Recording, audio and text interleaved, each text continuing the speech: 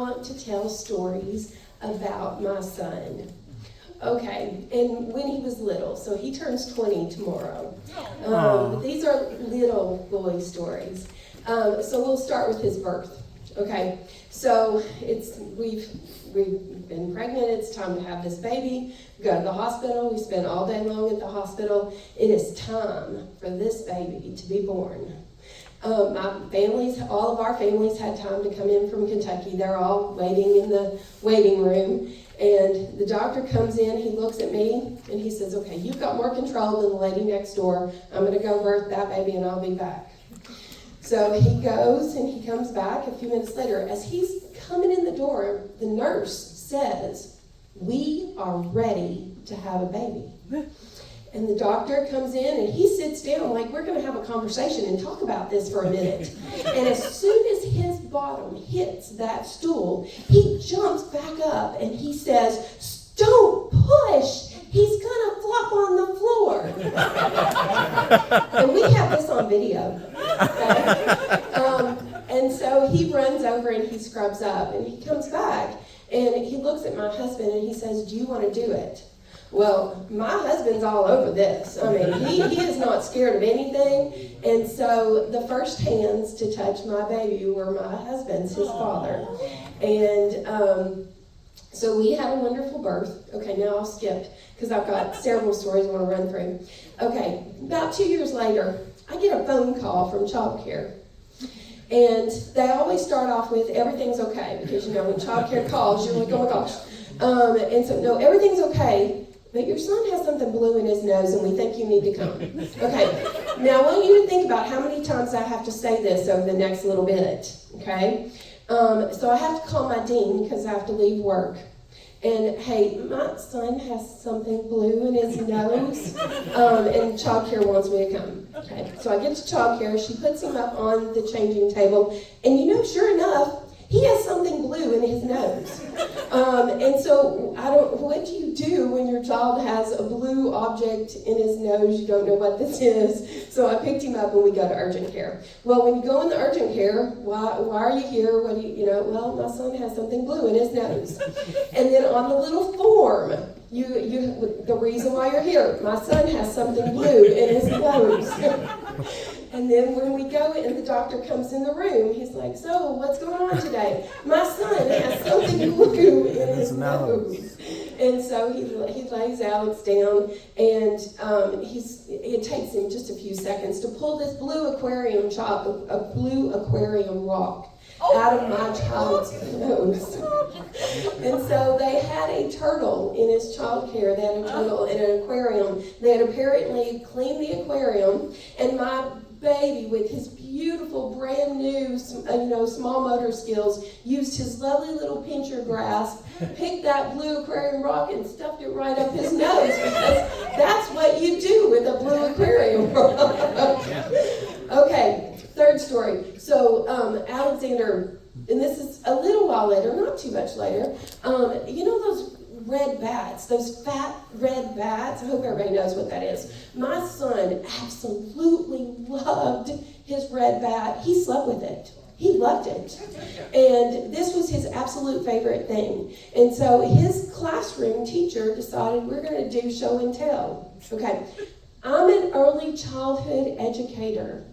And my 2-year-old wants to take this huge red bat that's as big as he is to school with him, to childcare. What mom in their right mind is going to allow this, and particularly an early childhood educator? But this was his absolute favorite thing in the whole world, so I let him take this huge red bat to show and tell. He took it the first week, everything was completely fine. He took it the second week, and everything was completely fine. The third week, his mom could not control herself anymore. And as we were getting out of the car, I said to my child, please do not hit anybody with that bat. And that was the day he hit a child with the bat. And you know what? My child had never thought about hitting anything with that bat other than that ball until I, the early childhood educator, gave him that idea. Oh my gosh. Okay, so this is a couple years later. My sister and I, our children are about the same age, so we traveled together. And we had gone to the Smoky Mountains. And and this was my sister's idea, and she's in the room. This was not my idea, but we went tubing. She was like, okay, let's go tubing. We had taken the children to Helen, and we had had so much fun.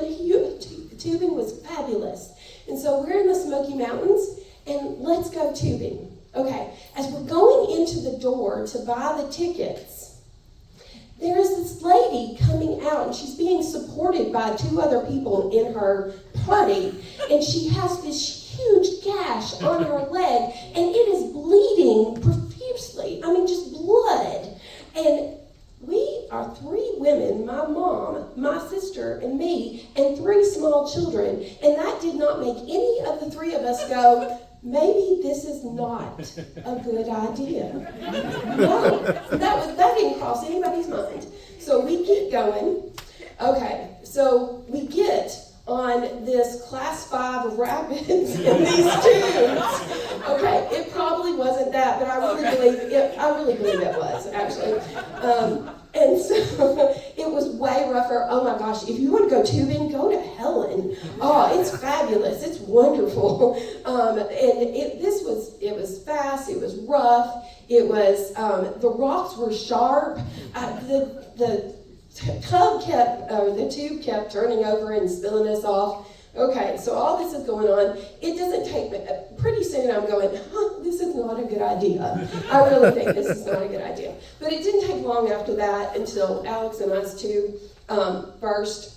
And so here I'm trying to drag me and my child to get out of the class 5 rapids over to the bank.